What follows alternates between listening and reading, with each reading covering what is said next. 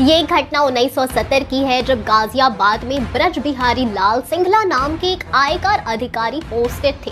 उनका छोटा बेटा अचानक अपने परिजनों से कहने लगा कि वो पिछले जन्म में मुसलमान था और लखनऊ में एक बड़ा रईस हुआ करता था। घर वालों को ये बात सुनकर आश्चर्य हुआ, क्योंकि इस्लाम में पूर्व जन्म की कोई मान्यता ही नहीं है। उस बच्चे का नाम सुभाष चंद्र रखा गया, लेकिन घर वाले उसे प्यार से बाले के नाम से बुलाते थे। एक दिन उस लड़के के बड़े भाई का जन्मदिन था।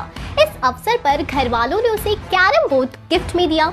इसी दौरान कैरम पर दोनों भाई खेल रहे थे कि अचानक दोनों के बीच किसी बात पर झगड़ा हो गया। इस पर बाले ने कैरम बोर्ड को उठाकर एक तरफ फेंक दिया और बोला, मैं कोई गरीब नहीं हूँ, रख अपना कैरम बोर्ड। मेरे लखनऊ वाले घर में 90,000 रुपए गड़े हुए हैं, मैं उनसे हजारों कैरम बोर्ड खरीद सकता हूँ।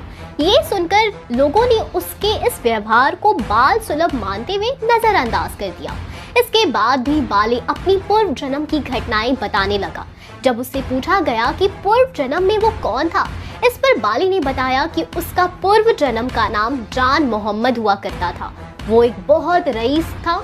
लखनऊ में वो केसर बाग में रहा करता था। उसके ससुर दिलदार खां बहुत बड़े रईस थे। उनकी सिर्फ लड़कियां ही लड़कियां थी। शादी के बाद ससुर ने उसे घर जमाई बना लिया और उसे अपनी संपत्ति का मालिक बना दिया। आगे उसने बताया कि उसकी बेगम का नाम शाफिया खानम था। उनसे उसके 4 बेटे और 2 लड़कियां हुई थी। 2 लड़के उस्मानिया यूनिवर्सिटी में पढ़ा करते थे। सबसे बड़े लड़के का नाम अब्दुल गफूर खां था। बड़ी बेटी लखनऊ में ब्याही थी और छोटी वाली का ब्याह इलाहाबाद में हुआ था।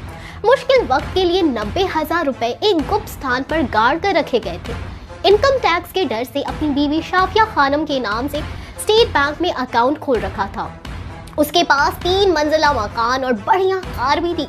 वो 5 वक्त का नमाजी था।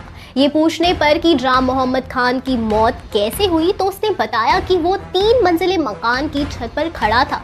तभी एक बंदर ने उसके ऊपर हमला कर दिया। बंदर से बचने के चक्कर में वो 3 मंजिले मकान से नीचे गिर गया और मौत हो गई। उसके बाद धीरे धीरे बाले घर में वैसे ही नमाज पढ़ने लगा जैसे कि मौलवी नमाज पढ़ते हैं। उसका ये रुख देखकर लोग उसे बाले खां बुलाने लगे।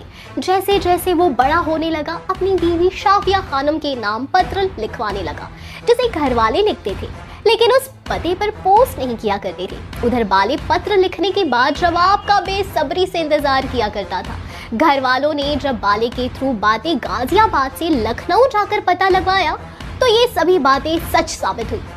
तो ऐसी ही एक कहानी मेकर्स करण अर्जुन 2 में दिखा सकते हैं। वैसे आप इस मूवी के लिए कितने एक्साइटेड हैं, हमें बताएं कमेंट सेक्शन में। हम फिर मिलेंगे एक नई और चटपटी वीडियो के साथ। तब तक खुश रहिए एंड सेफ रहिए। Bye bye.